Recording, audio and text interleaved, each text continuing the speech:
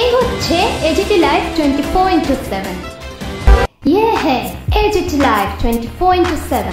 This is AGT Live 24/7। আবারও বন দপ্তরের সাঁড়াশি অভিযানে ত্রিপুরা আসাম সীমান্তের কুর্তি এলাকা থেকে উদ্ধার লক্ষাধিক টাকার চারাই সেগুন কাঠ। মূলত গোপন খবরের ভিত্তিতে এই অভিযান চালিয়েছে বন দপ্তর।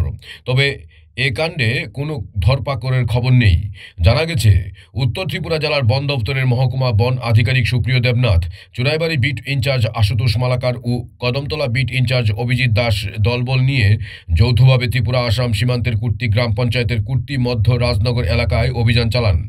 অভিযান চালিয়ে ওই এলাকার মুক্তার মিয়ার বাড়ি থেকে বিভিন্ন সাইজের প্রায় 70 ফুট চেরাই সেগুন কাঠ উদ্ধার করতে সক্ষম হন। পরে কাঠগুলি উদ্ধার করে নিয়ে আসা হয় চুরাইবাড়ি বিট অফিসে।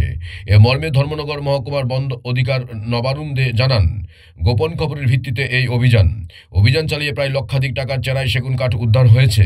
সাথে বন আইনে একটি মামলা নিয়ে তদন্ত শুরু হয়েছে। জানা গেছে এই কাঠগুলি মূলত ত্রিপুরা সরকারের সংরক্ষিত বনাঞ্চল থেকে অবৈধভাবে এনে আসামের পাচারের জন্য মজুদ করে রাখা হয়েছিল। Bureau report, AGT live 24/7। Kurti এরিয়াতে অভিযান চালিয়েছিলাম, তো এখান থেকেই আমাদের একটা বাড়ি থেকে এই কাঠগুলো উদ্ধার করি। তো মোটামুটি 1.5 থেকে 2 কাম, সাধারণত 1 লাখের মতো তো হবে না, আটক করা হয়নি। ওটা তো আমরা বলতে পারছি না, ওটা তদন্ত হচ্ছে। এটা তো দেখুন, আমাদের তো কাজ, আমাদের তদন্ত ইয়েতে ওদের সবাইকে মানে জেনারেল পাবলিককে অ্যাওয়ার করা, যাতে এসব থেকে জড়িত না থাকা। আমরা তো এই প্রচেষ্টায় সবসময় লেগে আছি। পেট্রোলিং পার্টিও সবসময় পেট্রোলিং করছে, আমাদের বিট অফিসার্স বা ফরেস্ট রেঞ্জ অফিসার্স ওরাও পেট্রোলিং করছেন রেগুলার। তো আমরা চেষ্টা করছি যত আটকানো যায় তত বিরত করে মানুষকে অ্যাওয়ার করা, যাতে এসবে যুক্ত না থাকে। তো আমরা প্রতিনিয়ত এই প্রচেষ্টায় লেগে আছি।